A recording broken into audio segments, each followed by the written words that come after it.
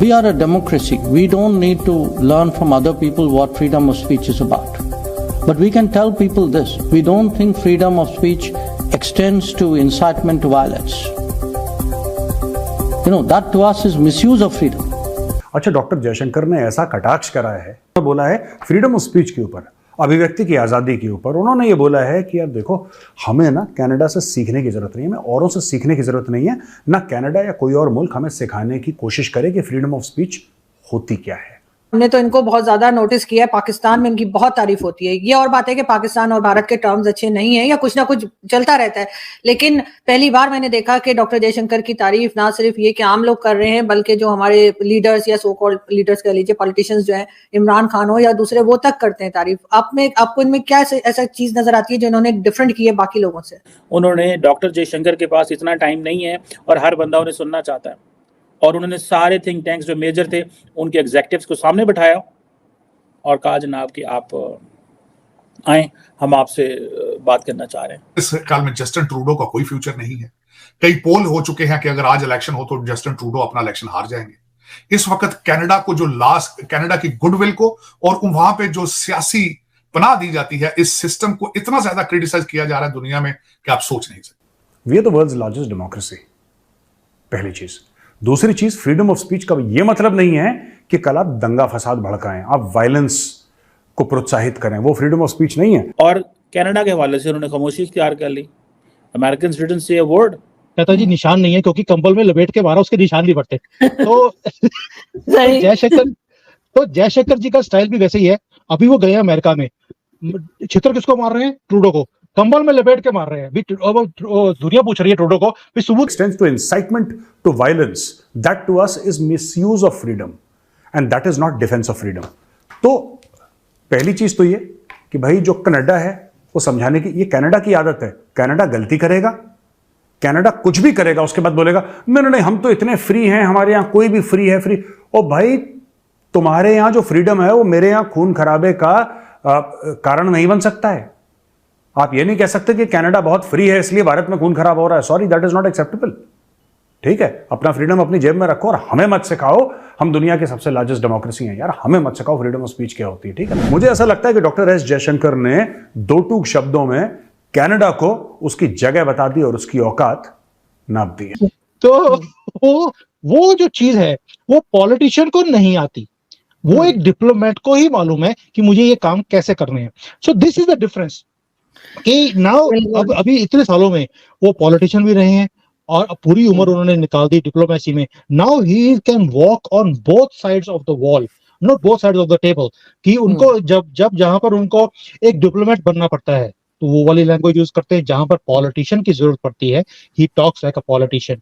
ये बहुत ही deadly combination है और शायद दुनिया में मैंने ऐसा फॉरेन मिनिस्टर मैंने तो देखा नहीं है। और मुझे लगता है कि बाकी दुनिया भी इसके ऊपर बुक्स लिखने वाली है कि फॉरेन पॉलिसी को कैसे बनाया जाता है, अपने नैरेटिव को कैसे आगे लेके जाया जाता है। ये जयशंकर जी के ऊपर दुनिया किताबें लिखेगी अब तो। बिल्कुल। खैर, मैं तो बहुत बार कह चुकी हूँ कि पाकिस्तान को चाहिए कि डॉक्टर जयशंकर को ले ले भारत से 2-1 साल के लिए, हमारे यहाँ सब कुछ सेटल हो जाए तो फिर हम वापस कर देंगे। और बिल्कुल आपने तो कनाडा की थे, ये है इंडिया की वर्थ। अब ये है इंडिया की वर्थ कि for the sake of saving their alliance, for sake of bringing China down, India is so important that the Americans can not utter a word in public about India, can not utter a word. मैं समझता हूं कि ये Justin Trudeau जो है उनके लिए ये बहुत डिफिकल्ट मोमेंट है। जस्टिन ट्रूडो और उनके मुल्क और उनकी आर्मी ने अमेरिका के लिए कितनी जानें दी हैं, बट एंड इंडिया ने एक जान भी नहीं दी अमेरिका के लिए, एक भी नहीं दी। कहीं जगह दोनों ने मिलकर नहीं लड़े, बल्कि जहां अमेरिका कहता मैं मुश्किल में इंडिया हो तो साइड से हो जाता, कहता नहीं ये लड़ाई साड़ा कोई किरदार नहीं है, हम नहीं लड़ते लुड़ते। एक लड़ाई नहीं लड़ी। And now India is ready कि जी वो चाइना के हवाले से, India is ready for the sake of China. तो वो कह रहे हैं पाइन के ठीक है, सानू चाइना इंपॉर्टेंट है, हमें चाइना को ठिकाने लगाना है, हमें इन चीज़ों से कोई गर्ज नहीं है। आप ज़रा वो पढ़े ना जो स्टेट डिपार्टमेंट की प्रेस रिलीज है, जयशंकर के साथ वो रीड आउट तो पढ़े, आपको समझ लग जाएगी that where does Canada stand and where does China stand. It is all China.